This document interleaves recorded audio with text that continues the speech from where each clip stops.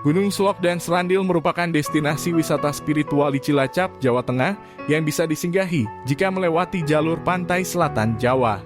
Gunung Selok ada di Kecamatan Adipala. Lokasinya dekat dengan Pantai Sodong. Air laut di pantai itu seringkali pasang sehingga untuk sampai ke kaki gunung harus lewat jembatan. Tak sedikit orang datang berziarah maupun bersemadi di dua lokasi tersebut. Mereka yang datang berasal dari berbagai latar belakang, mulai dari warga biasa sampai pejabat. Bahkan Presiden kedua RI Soeharto disebut-sebut pernah ke dua gunung itu. Di Gunung Selok ada sekitar 40 gua. Yang populer adalah Gua Rahayu dan Gua Nagaraja. Nama Gua Rahayu diambil dari bahasa Sanskerta yang berarti selamat, sejahtera, jauh dari musibah atau kekurangan. Sementara Gua Nagaraja dinamakan demikian lantaran merupakan gua terpanjang di Gunung Selok menyerupai naga. Kami masuk ke Gua Rahayu menyusuri gua sekitar 100-200 meter.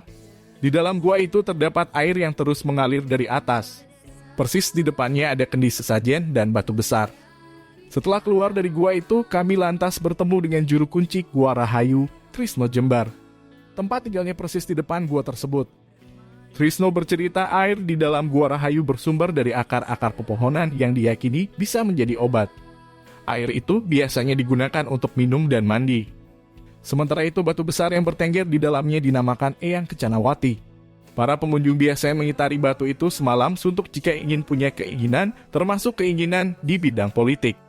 Ingin jadi lurah, ingin jadi gubernur, ingin jadi bupati, banyak banget. Ada yang semalam enggak tidur, muterin itu doang, kata Trisno. Dia bercerita gua itu memang banyak didatangi para pejabat atau orang yang ingin mendapatkan jabatan. Menurut Trisno, mereka percaya keinginannya cepat dikabulkan jika berdoa di gua tersebut. Orang yang ingin pangkatnya meningkat dan derajatnya bagus ya ke sini, orang minta, katanya. Presiden Soeharto disebut Trisno pernah ke Gua Rahayu. Dia datang saat sebelum dan saat masih menjabat sebagai presiden. Trisno mengaku menyaksikannya sendiri. Iya, pernah ke sini mandi di sini, lalu lanjut ke atas Gunung Selok, ucap dia. Setelah mandi di Gua Rahayu, biasanya pengunjung melanjutkan perjalanan ke Padepokan Jambe Pitu yang berada di atas Gunung Selo. Trisno berkata mantan presiden itu bahkan pernah mendapat wangsit di sana. Kami masuk ke Gua Rahayu menyusuri gua sekitar 100-200 meter. Namun juru kunci setempat sedang tak berada di rumah. Di dalam rumahnya tampak foto Soeharto terpajang di dinding seolah menyambut tamu yang datang. Soeharto juga disebut mendapat wangsit atau petunjuk di Gunung Serandil sebelumnya.